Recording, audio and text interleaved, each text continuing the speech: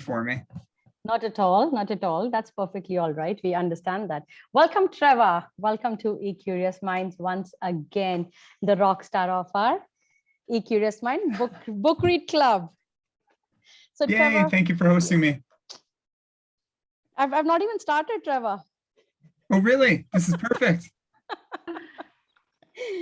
So Trevor Mackenzie, a name who needs no introduction. He charms us all, not just by his good looks, but the brilliant knowledge. A true community leader who inspires and leads us in his own special ways. Thank you, Trevor, for coming once again. You kept your promise. We are very, very honored to have you with us. And thank you for your kindness. Thank you for your generosity. Very kind words. I'm blushing.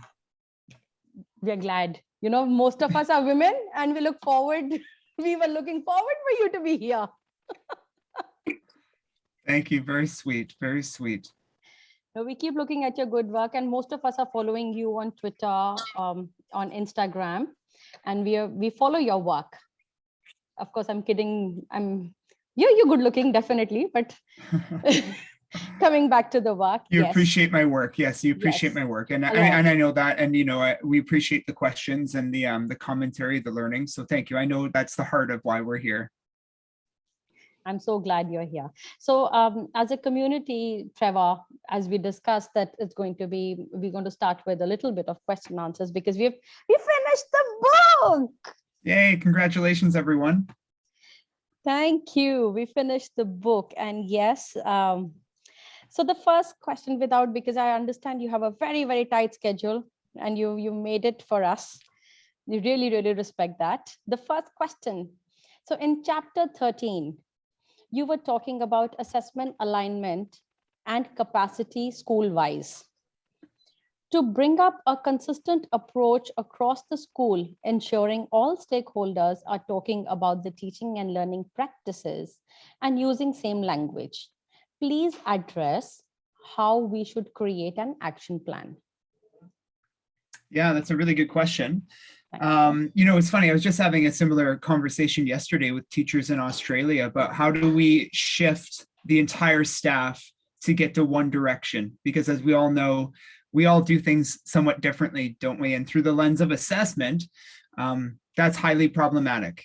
You know, as students go from classroom to classroom to classroom, if they have different ideas as to what success looks like or what achievement and growth looks like, it's really troublesome for students. So we do need to get on the same page in terms of that direction and that landscape.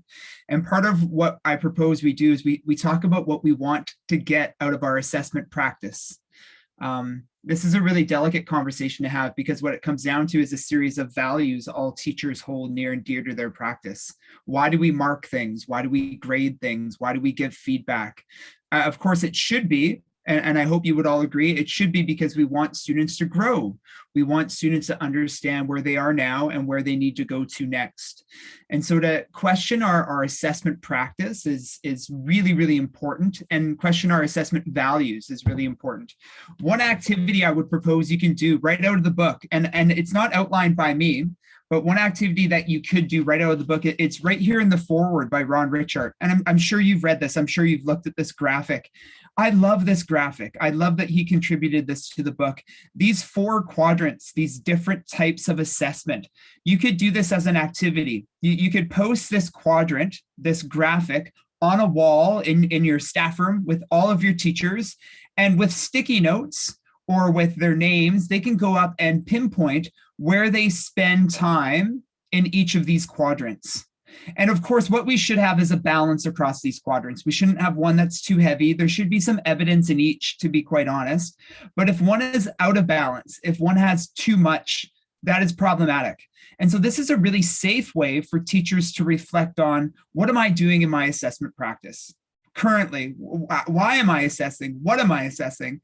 And for them to map it out on this graphic, and then for us to step back from what we see on this graphic and have a good, honest conversation around what we notice, what we wonder, and what we should do next. Again, these conversations are quite delicate, aren't they? Because we know teachers hold their assessment practice so closely to their heart. This activity is a really safe way for us to have some of those conversations without teachers being offended or teachers feeling like they're doing it wrong. We don't want anybody to feel like they're bad at what they do. We want to invite them into a conversation around reflective practice. And that's one way that you could do that. So I would suggest looking at the forward again and taking that graphic to your staff and inviting them to reflect on their assessment practice to build that capacity.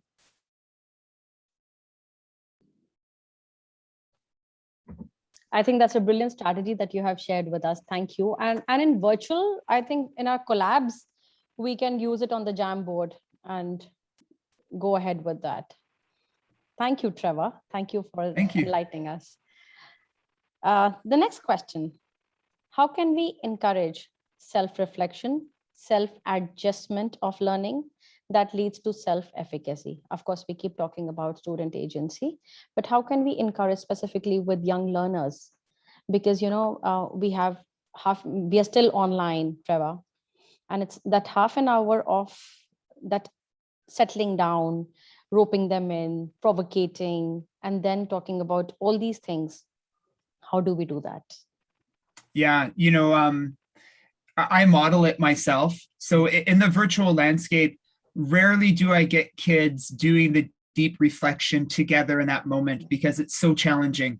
Their energies, they're so excited to see one another, to be on camera, and some of them aren't. Some of them don't want to be there. Some of them want to be somewhere else. So to get them to engage in deep reflection there, it's quite a challenge. But what I do find successful is me modeling the deep reflection. So whatever the thinking routine is, whatever the reflective practice is, I show it. I show it on my screen, but I also show my thinking. I talk through the reflective practice. And then that's the takeaway. That's not only that experience, but they're given something that they have to go and do later to engage in the deep reflection. So if I model a thinking routine, maybe it's a 3-2-1 bridge thinking routine, and I talk them through it, and then I show them it, and then I give it to them, and then they go and they do it outside of the virtual class time. That's kind of the homework, is the reflection time, because it's so hard for them to focus on deep reflection in that moment. Another way that I've done it in the last year is that I do get them into breakout rooms. I usually get them into breakout rooms of 3 students per, but I give them really clear reflective structures. I want one person to be the speaker, one person to be on the Jamboard contributing to, and then one person to be the questioner to ask more questions. And they do a group reflection that way. I was very anxious to do it that way at first because, to be honest, I wanted to see everybody's stuff. Are they on task? Are they engaged? What are they talking about? The Jamboard allowed me to see some of that. So as they're in breakout rooms, I'm not going to the rooms. I'm at the Jamboard looking at the stuff that's coming in. So that's another way that you can do it. It's a little bit more engaging for them because they're actually, they have some space away from me, but it's engaging because they're creating something that's going to the Jamboard to be shared to everybody. But my sympathy goes to, because virtual learning and reflecting in the virtual landscape is incredibly challenging. And that's why I typically give them the thing to go do outside of our class time together, the virtual class time. We have to coach and model reflective practice, especially with our youngest students. We have to let them know what our thinking is and get them used to that, in terms of, we should do that often. Give them a modeling of what reflective thinking looks like and sounds like and feels like. I would encourage you to do that every time you see your kids. Model some reflection that they in turn are going to go and do on their own later. And it doesn't have to take a whole lot of your half an hour, 2 or 3 minutes of modeling the reflection and then push it to them. Yeah, I think we can try that, though we do it on daily basis. However, children stand up, they walk off. Some of them engage themselves with something else, or they're playing with their Lego.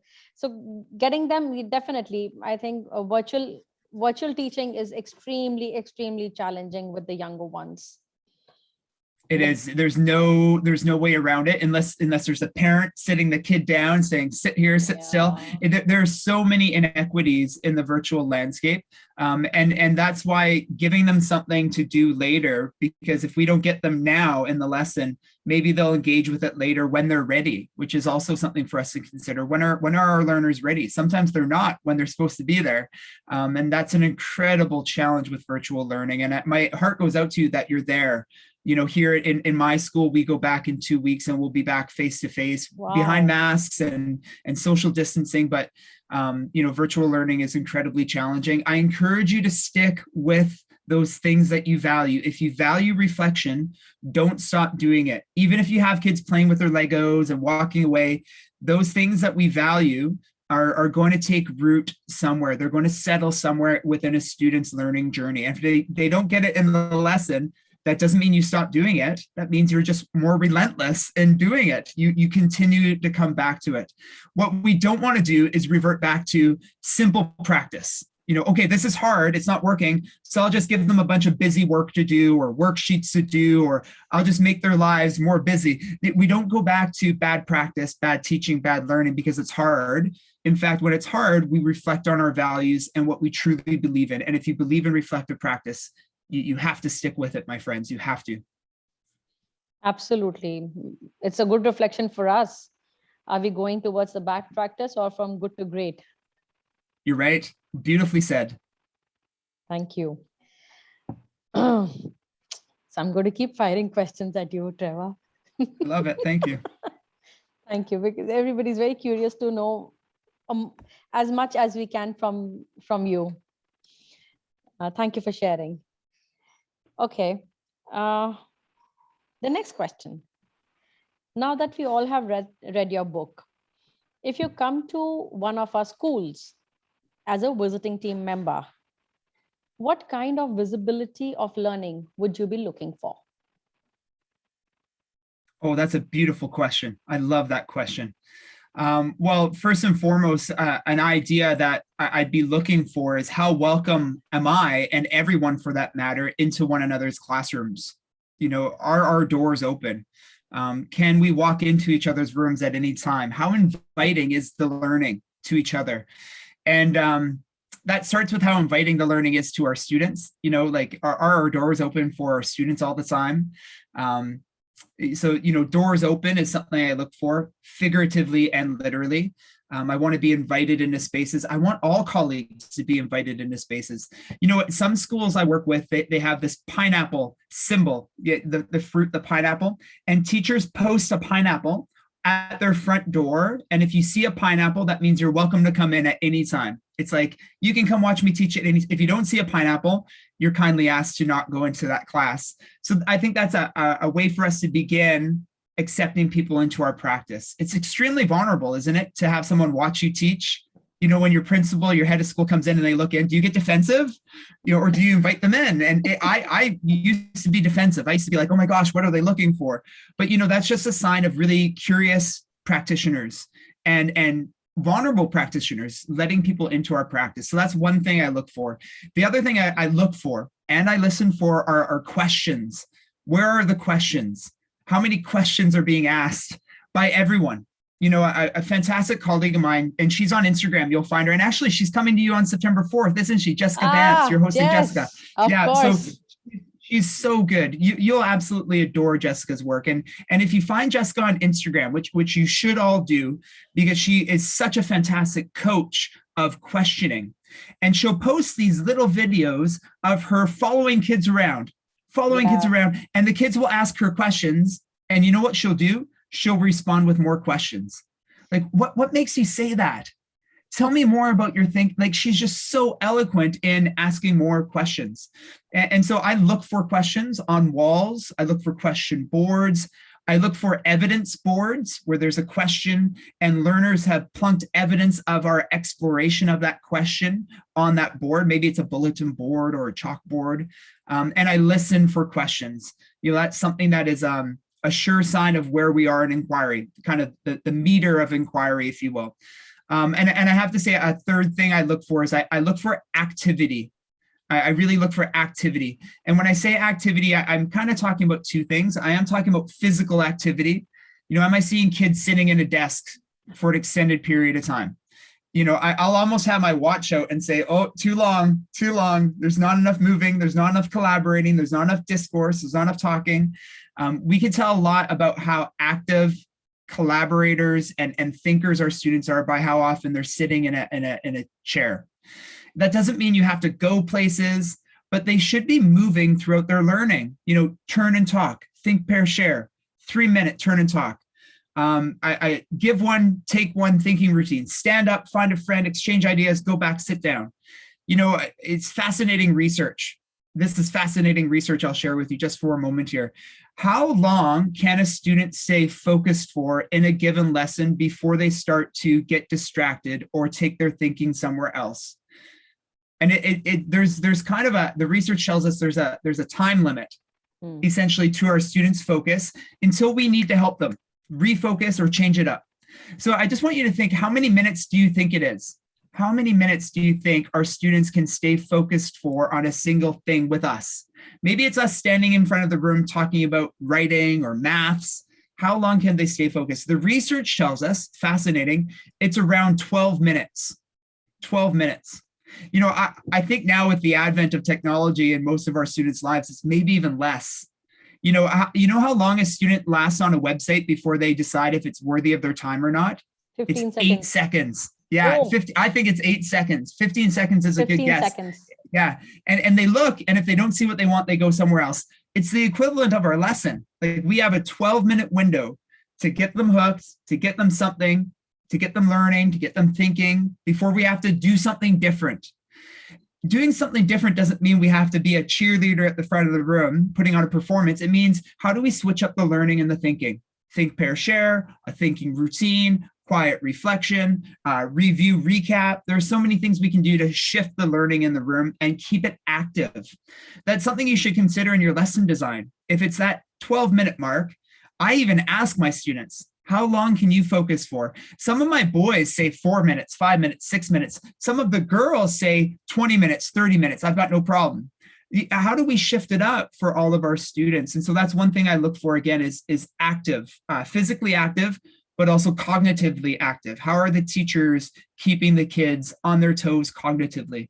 That doesn't mean we dump a whole bunch of stuff on them, work on them. That keeps them busy, doesn't it? A whole bunch of worksheets. No. We want to keep them thinking and keep them engaged in different ways. And as they are engaging in the thinking, we have opportunities to observe them and learn from them as to what we could do differently in the moment. So the more we're switching it up, the more we're actually learning from them to be better inquiry teachers. There's so much I look for, though. That's a fantastic question. If I were to visit a school, what are some things I'm looking for visibly, transparently? But those are 3 big ones. Are we invited into one another's class? Where are the questions? Are they visible? Can I hear them? And then lastly, I want to see activity. I want to see cognitive activity and physical activity with a focus on engagement. How are we engaging our students and keeping them engaged throughout their learning throughout the day? But that's a fantastic question. Thank you. I think we should be inviting you to our class one day, Trevor, with our 2 graders. I would love to have you in my class. Thank you. Likewise. Thank you. Now the 4th question. Trevor, get ready for this one. Okay. If you are to hire one of us, what is the quality of an inquiry teacher you will be looking for? Yeah, we that's a great all question. aspire to grow. We all aspire to, because it's a community, and we look forward to work with each other also. But if you were to hire, what are the qualities that you would be looking for in an inquiry teacher? I'm going to tell you. I'm going to tell you, and I'm going to show you. So hold on a sec. Perfect. I'm sharing my screen here. This is going to be so much fun to do it this way. I didn't anticipate we were going to do this, but we're doing it. So can everyone see this slide here? Yeah. Yeah. So this is a fantastic one. This isn't in the book you read, but it's in my elementary edition, the dark blue book, this one.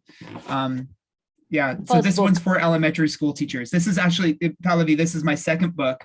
Dive into Inquiry was my 1st book. This book here, Dive, this one says it's found a home with middle school and high school teachers. Whereas this book, the 2nd book, is really written for elementary school PYP educators. And you know what I learned? I learned a lot from this book. This book is really full of frameworks for inquiry, how to do inquiry. What does scaffolding look like? What are the underpinnings of inquiry? I learned a lot from this book. And one thing I learned from this book is that we could plan so beautifully for inquiry. On paper, it can look so fantastic. All the scaffolding, the concepts, the curiosity. And then sometimes that plan falls short in the classroom. What I mean by that is I'll sit with a teacher at a school and we'll craft a unit of inquiry together that looks amazing on paper. And then I go to look for it in the classroom and it doesn't look the same. It doesn't sound the same. The promise it showed on paper fell short in the classroom. And what I've come to understand is the most powerful piece of inquiry is the teacher.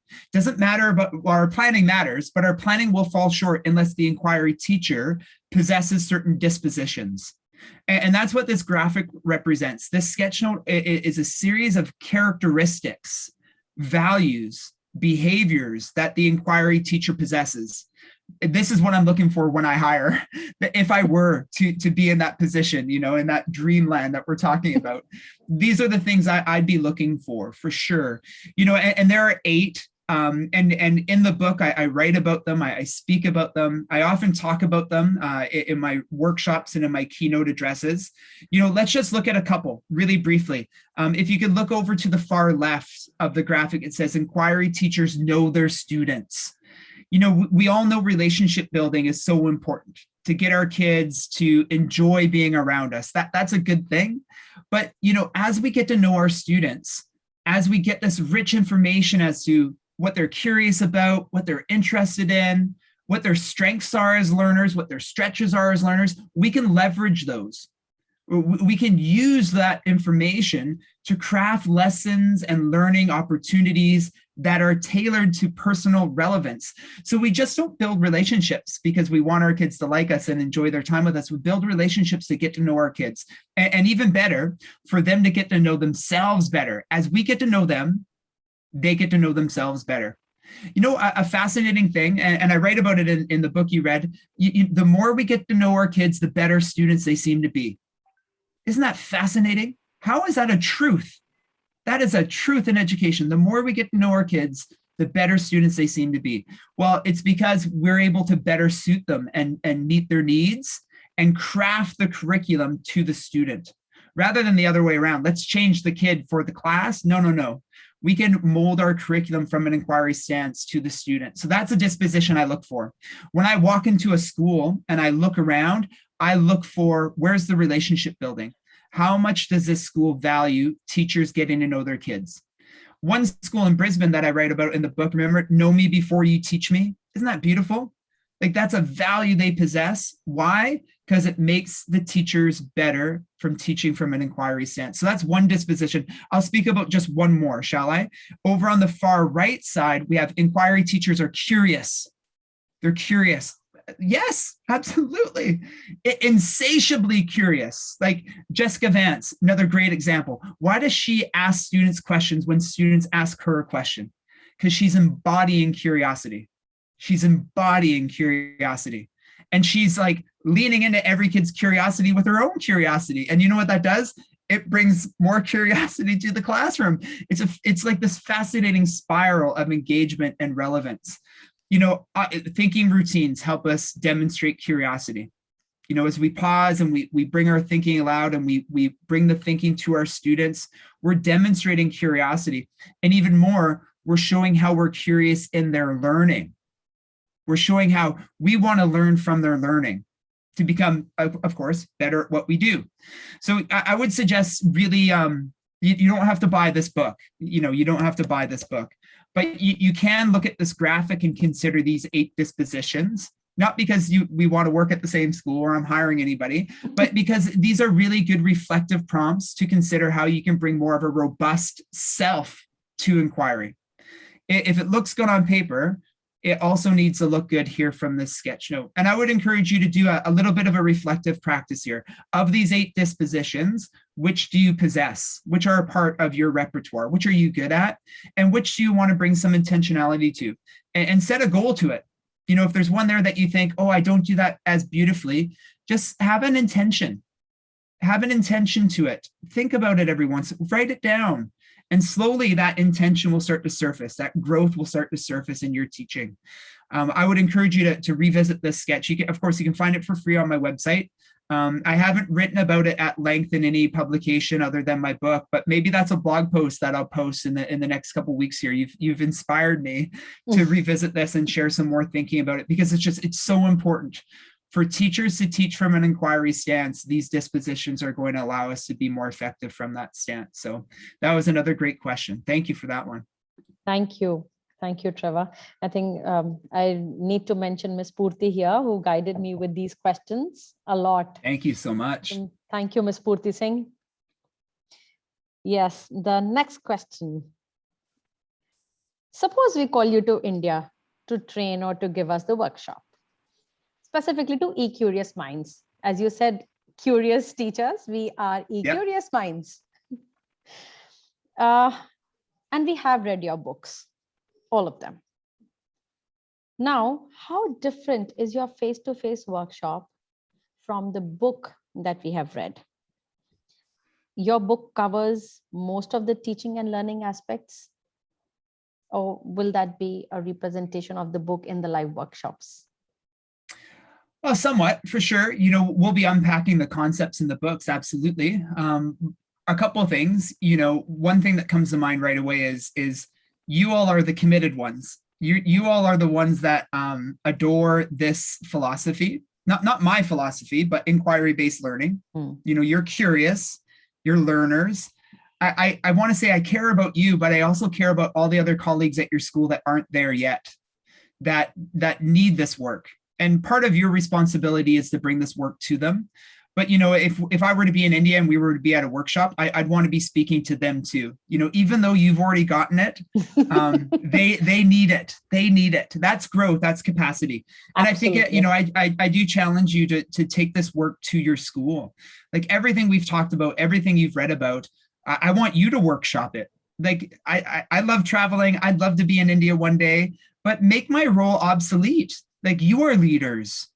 You take this work and create wings with it and allow it to soar. Please, I encourage you, bring this work to those who need it most, because I care about you, but I also care about them. Absolutely. And in that care, I'd like you to take this work to them. You know, really specifically though, if we were to be together in India at a workshop, let's say it's a 2-day event. And I was supposed to be there at the start of the pandemic. I was supposed to be in Mumbai at the start of the pandemic. Yeah. And of course the pandemic, you know, paused everything. But you know what we would have is we would have an inquiry experience. You wouldn't see me doing this. And I don't mind doing this, but I'm talking at you, aren't I? I'm giving you all my thoughts and ideas and the resources. It wouldn't be a Trevor Mackenzie lecture. It would be an inquiry experience where I would talk a little bit, but then I would create the conditions for you to do the collaboration and the thinking and the planning. And I would back away and I'd walk through the room and I'd sit with different groups and then I'd pause everybody with the microphone. I'd lift up certain things. And essentially what you would be experiencing is an ongoing inquiry lesson. Inquiry experience. So you'd be learning about inquiry through experiencing inquiry. So that would be the big difference. You know, books, I've tried my best to have books be really relatable, so you could see what it looks like in my practice, really based on reflection. So you're constantly going back to, how can I do this? What can I plan now? How can I bring this to my students? And then also more about everyone and not just about you. Like I care about you, but I care about all people around you. And I've tried my best in the books to do that, but the books can't create the inquiry experience that we can virtually somewhat and also face-to-face. So that would be a big difference. We'd cover similar concepts, but we would be experiencing through the lens of inquiry, if you will. How wonderful. We are waiting for the pandemic to get over and we'll see if Ecurious Minds can call you. We'll be more than happy. Well, I'll be there, and you know, the event that was going to happen, it will happen one day, and I certainly hope to meet some of you face to face. I know we all have travel restrictions, and sometimes it doesn't work in our calendar. But when I do get to India, I certainly look forward to meeting all of you if that's possible. How wonderful! Same here. Same here. So most of our people are from Mumbai, and the people who called you are also here. Perfect. And they're laughing, right, Nisha? Nisha, Purti, yes. Everybody is here.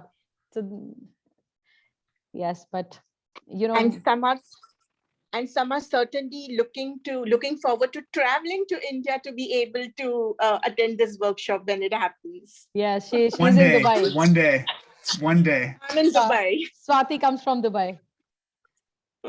So Trevor, Well, I was in Dubai again. I was in Dubai before the pandemic as well. So when travel opens up, there'll be spaces that I will revisit and reconnect with. And so, wherever you are around the world, we'll be sure that we can make something happen. So thank you. That's Yeah. very kind of you. I will connect with you a little later personally to see how we can make it happen in my school. Lovely. Thank you. Thank you. So You will get very this busy. is the whole idea, Trevor, why the book club actually also started. The intention to do it with a colleague, with a person. And everybody, the nexus was so strong that within 2-3 days, people started coming, random people started coming. And now we are a big community from all over just the world. ever so briefly, what you're speaking to is something that I've researched and I've seen in schools that are further along in this inquiry work. So part of my research has been, what are the barriers to inquiry-based learning? And sometimes I keynote about this, sometimes this is a workshop, and I share what the research tells us. What are the barriers to implementing inquiry-based learning in a school? And one thing that some schools do beautifully, and these schools are further along in their implementation of inquiry, like it's tangible. When I walk in, I'm like, whoa, they're doing it here. Why? One thing that they have is the power of the PLN, that professional learning network.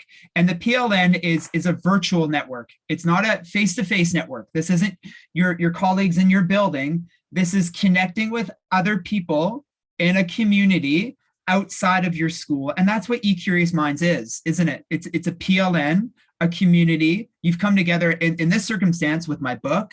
You're coming together with Jessica Vance on September 4th, talking about reflection. You come together under a common purpose. And you know what happens is you all go back to your schools and you spread that message and you spread that learning in really safe, subtle, kind ways, not just to your colleagues, but to your students. The schools that are further along in this inquiry work have more people like you in their building who are out learning and bring it back, who are out learning and bring it back. It's fascinating. So essentially your presence here, your involvement here, your commitment here is having an impact on this work growing in your school. I'm so pleased that you brought that up, how Ecurious Minds came to be and why it came to be. It's a factor in schools becoming more authentically inquiry driven. Thank you so much, Trevor. Yes, and we all are self-directed. There is no I, there is no you. We work on we.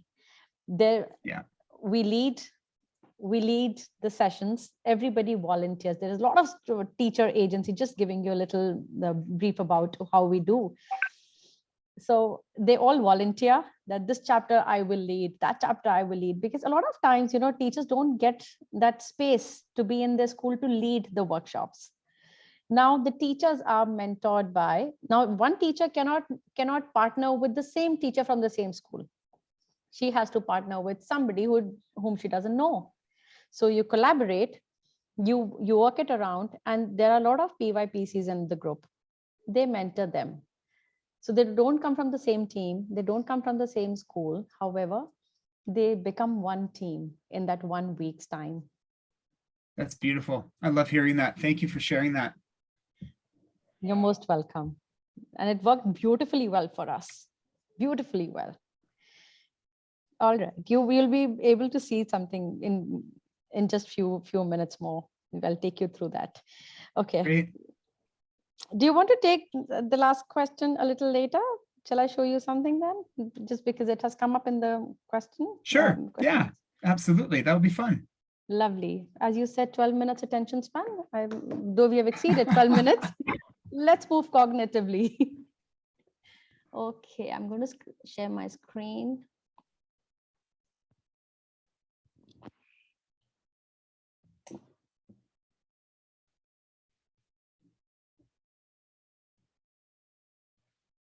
I hope the audio you can hear the audio.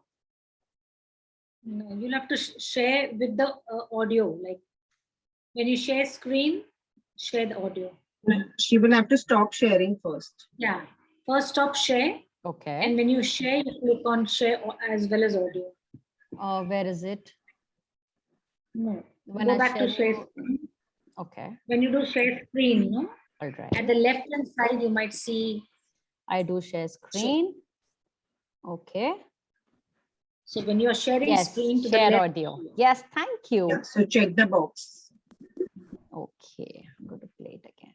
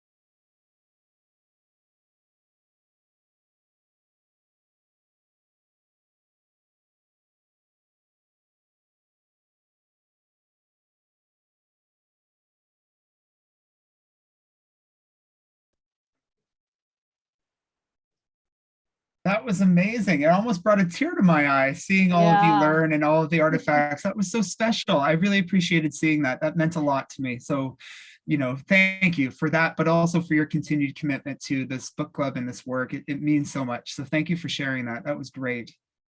I thank each one of you who has taken out this time. I really mean it when I say it. We understand how challenging our jobs are and most of us are PYP teachers and leaders.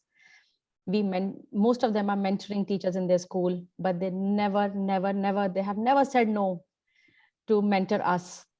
A teacher like me, I could just knock the door. I said, I need help, and they're always there. That's the beauty of all these wonderful people in this group. The teachers who are not hesitant of coming out of their comfort zone and picking up the sessions to lead. To honor that, we have a very small, a very surprise felicitation, a small gesture from my side for all of you. Nadia and Archana. Archana, can we please?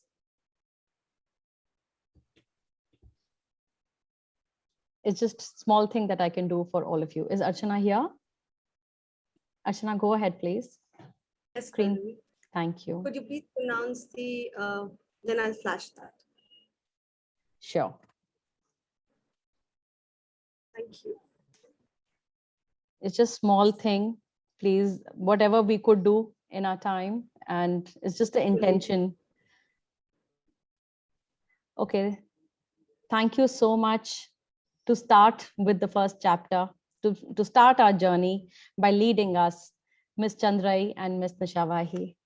If we can also spotlight them, Ms. Chandrai. Archana, if you can put some music, that would be really nice. It just adds a little more flavor. And we can at least unmute and. Thank you, everyone. Thank you, Trevor. Beautiful. Thank you. Okay, guys, when I take your name, you spotlight yourself. Can you do that? Do you have the rights to do that? Let me see if I can do that. Okay. Can you spotlight yourself? Everybody should know who you are. Oh, Nisha and Chandrai. And not once, but you have done this twice. Thank you. Thank you so much. Thanks, everyone. The chapter 2, Nurture Student Ownership of Assessment, led by none other than Miss Sapna and Miss Nanta. I think Miss Nanta is not. Thank you for giving me this opportunity, everybody, and the guidance. I'm trying to spotlight you. Just give me a minute. So we can have everybody spotlighted one after the other. Nanta is not here, right? No. All right, our third one here.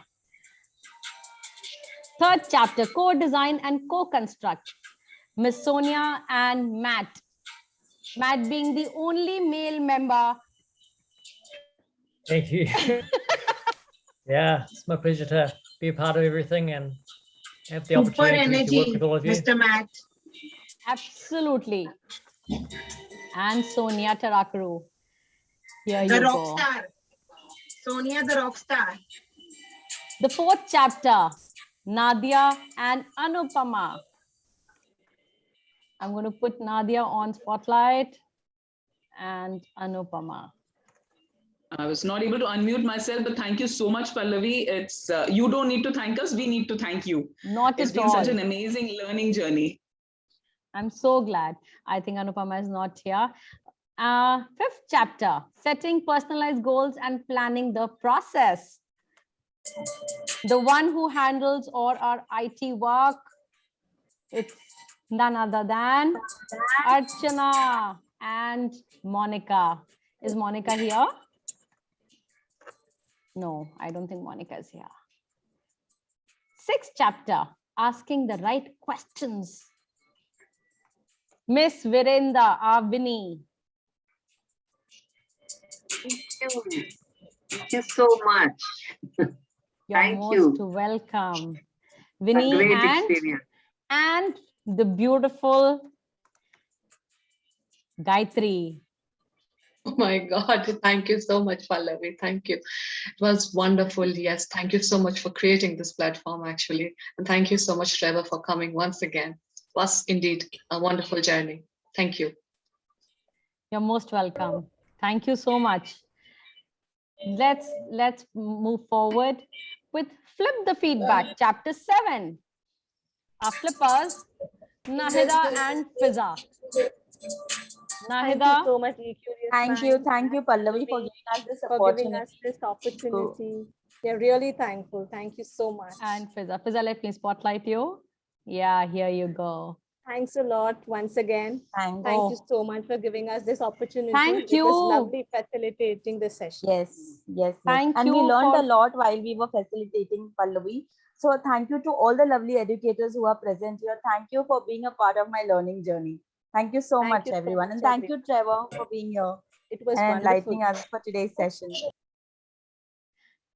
For the 8th chapter, relationship, what Trevor has been again talking about. So remember, when he's in your school, work on relationship. Relationship paved the way. Reema Malik and Nisha. Is Reema not here? Nisha Wahi again. So I told you, a lot of mentors, and she is a PYPC. She's from Mumbai. Thank you. Thank you, Nisha. Thank you. And Reema is not here for some reason. Okay, chapter 9. Again, one of our opening batswomen, I will not say batsman, Chandrai, and she mentored Nisha. Chandrai, come back on the spotlight. And Nisha Nanavati. Thank you so much. Thank you. Now, the best part here, I would like to share, Reema works under Chandrai and Nisha Nanavati works under Nisha Wahi. So they swapped. The teachers were swapped. So from Gurgaon to Mumbai, from Mumbai to Gurgaon. Isn't it amazing, Trevor? It's beautiful. I'm really enjoying this. This is just fantastic. And thank you, everyone. This is so much fun. Thank you. Chapter 10, process over product. Again, our only male member, please come on the platform, Matt. Bornali. Thank you. Now from here, we started having more people. Bornali. Fine, thank There's you. lots of collaboration there. And Thanks a third lot, one. Pallavi. The entire credit goes to you. It's always a team effort. And Ruchi, 3 of you. Thank you. Thank you, Pallavi. All right. Thanks to the team. Now this is going to be unbelievable because 11th chapter. Again, I'm saying again, third time, Miss Chandrai and Miss Nisha. Thank you so much for taking the lead every time and guiding us with your light. It's so wonderful to have beautiful people like you. The book has been amazing. Book has been amazing. Thanks to Trevor. It's been such a wonderful read and helped us connect with what we do and definitely learn, and hopefully, we are able to implement all that you're suggesting. Thank you so much, Trevor. Thank you, Pallavi. Thank you. Now, a true risk taker again. Sonia Tarakuru, who did look for a second opportunity to lead the session. And Komal. Komal is not here. They were all there for the session. Komal, are you here? No, Pallavi, she's not here. Okay, thank you. No problem.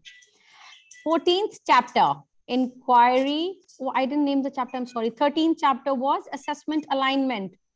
And 12th was the power of student voice in reporting. And we all were super curious to read this. After the precursors that we read, Trevor, we really wanted to know how to rope in the power of student voice in reporting. Let's go to chapter 14, inquiry as a responsive pedagogy, the power of the pivot. And yes, this was our session today. Very well conducted by Asha and Ashwini.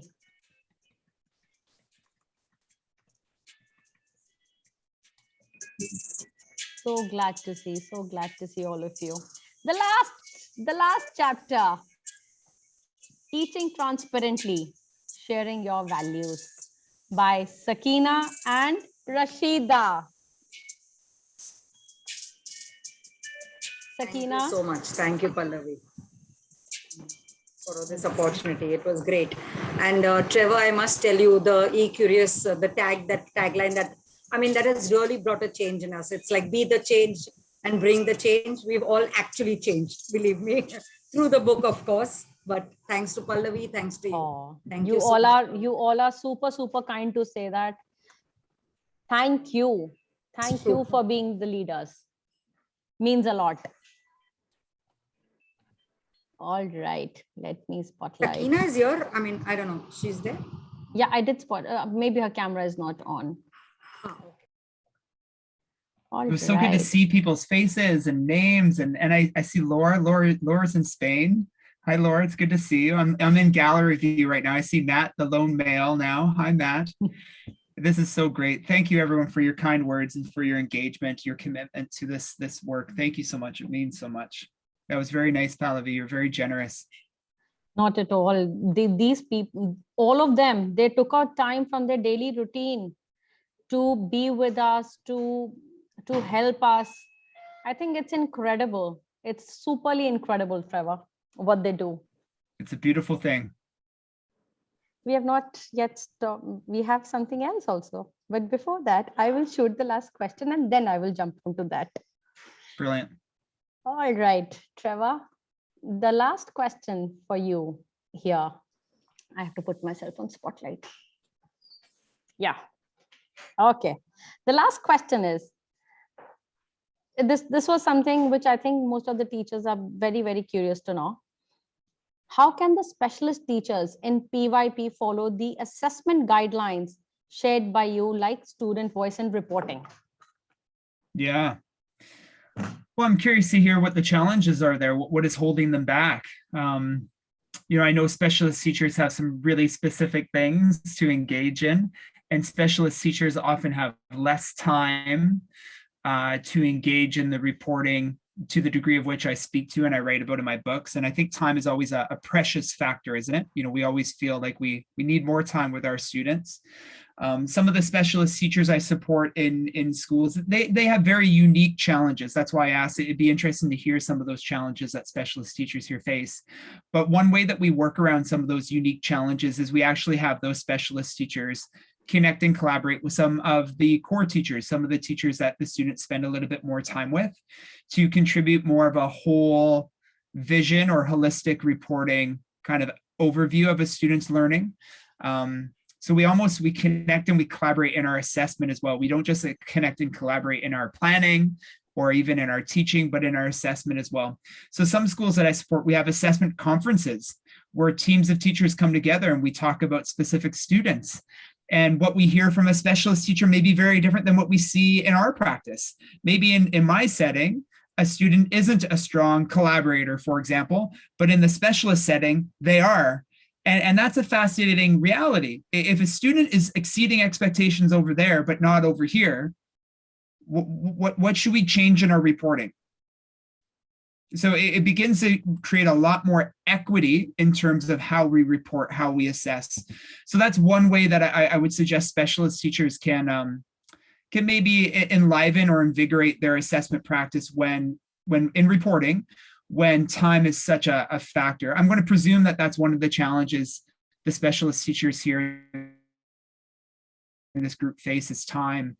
And I know it sounds like I'm taking more of your time by asking you to collaborate with other colleagues. It's actually just time better spent, because our reporting is much easier. When we connect and collaborate and assess together, it does take time, but we're not spending as much time doing it alone now. We're doing it together, and it's actually easier when it's done together, in my humble opinion. So, but I'd be really interested to unpack that conversation more. I know we don't have the time today, but this would be something that if I were to work with a school, I would sit down with each specialist teacher and I'd say, tell me those challenges, what's going on, what's in the way of you doing this work.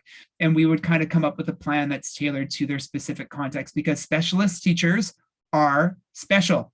And so they need special differentiated approaches. Yeah. Absolutely. And definitely, because this has been time and again, we're talking about you coming to us.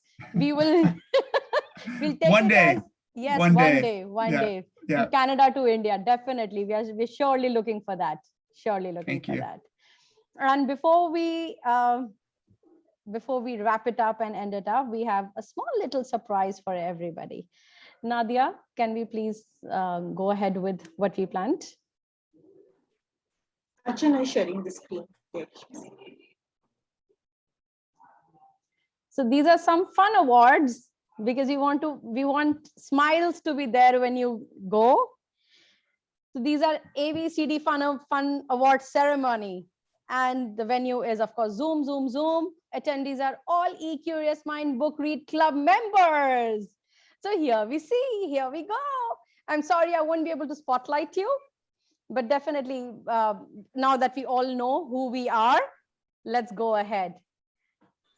Let's see, Nahida, and I would encourage all of you to name people, to call them out, not to name them, but to call out, just make some guesses. Let's go to the next slide, please. Nadia, if you can put some nice music, that would be really nice. So all I want to do is a Zoom call. The Zoom award. Whom do you think the Zoom award really goes to? Who's so eager to be in the meeting? Pallavi. Archana. Nisha.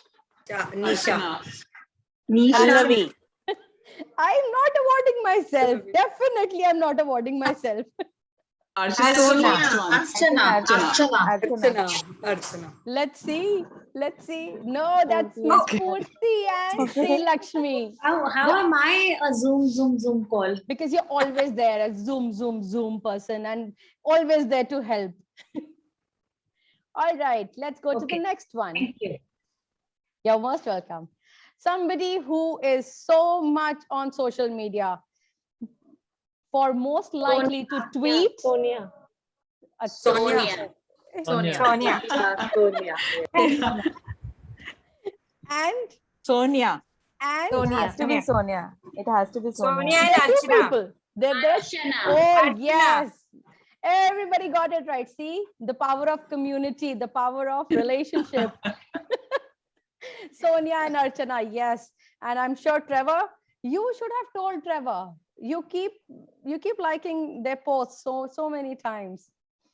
Okay. Yes, he's always very responsive. We should actually have Trevor's name also over there. Always online. Mute your mic. Oh, the attention with obnoxious background. Never ever. I never have an obnoxious background. Chandrai. Was it my dinner menu, Pallavi? Was that my dinner menu one? Yes. None. But this is a very fun. This is a fun story. You know, Trevor. We were busy engaging, brainstorming, and Sonia comes with her dinner menu. She was telling her cook what to cook, and immediately a focus shift from the book to the dinner menu. What are you cooking? And she had an elaborate dinner that day. All right. The only day, and that's why the menu got shared. Technical glitch. Technical glitch. A beautiful one. Bubbles Award for always having a bubbly and enthusiastic attitude. Whom do you think it is? Come on, guys. Sapna. Sapna, okay. Make guesses. Wow. Even I think it's Sapna, the most bubbliest person in the group. All right, let's see who it is. But you have to be regular to the club. Oh, thank you.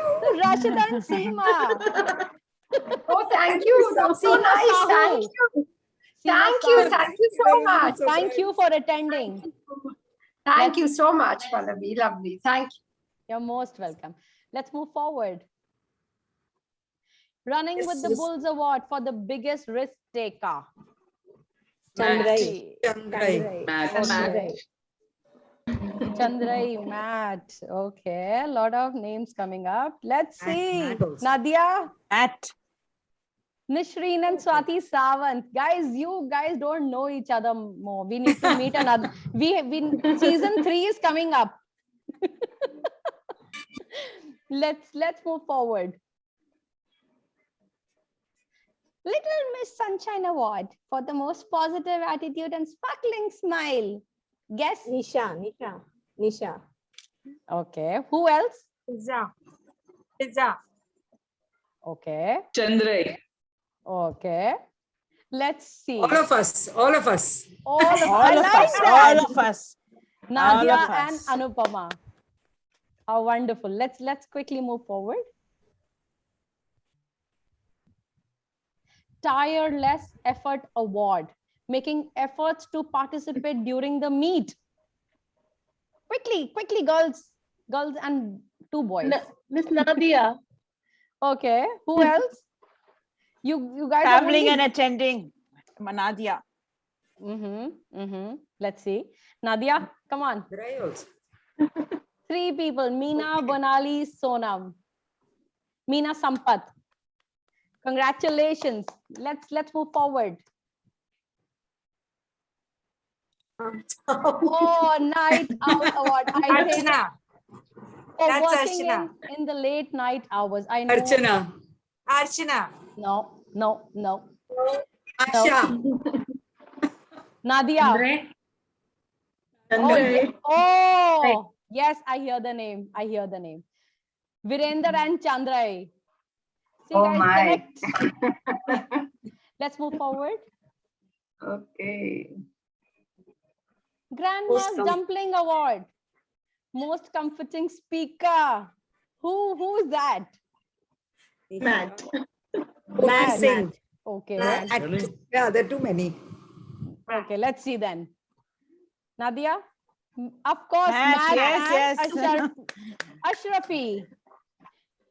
I'm glad you're getting, I think 10% you got it right? The Eggshell Award. This is awarded to a member who always cracks people with his or her funny jokes. Sadly, she's not here in the meeting today. Nadia? Rima Malik. Let's move forward. Doodles Award. So everybody loves to doodle and sketch notes. I keep seeing it. Nadia. Let's see. Nadia, go ahead. Nahida and Archana. And we are looking for a session from all of you. Okay. I don't know how to do that. I want to learn. All right. We'll see. Okay, next. Whatever visible thinking I've learned, I can share. The Donut Award. This is awarded to a teacher who is determined. They don't give up no matter what Trevor also says in book, grit. Let's see. No guesses? At least one guess. Asha, Ruchi, Sakina. Thank you. Let's move forward. I'm sorry, I'm rushing. Early Bird Award for always punching on time. Who's that? I have to be on time. Archana. All right, let's see. Yeah, Archana or Nisha. Because she's the Yes, host you for got all it the right. Archana. Let's go to the next one. Chapter Book Champ Award for being an avid reader. We have avid readers with us. Quickly, quick guesses. Nisha Vahi. No, let's see. Nisha or Sonia. Yeah. Perfect. Sonia also. You guys are rolling now. Lovely. Yes, Nisha Vahi and Chandrai. Let's move forward. Starbucks Award for mostly holding a cup of coffee during the virtual meets. Whom do you think it is? Who's always with a coffee? Who's always with a mug? Trevor for sure. Yes, it is. Trevor.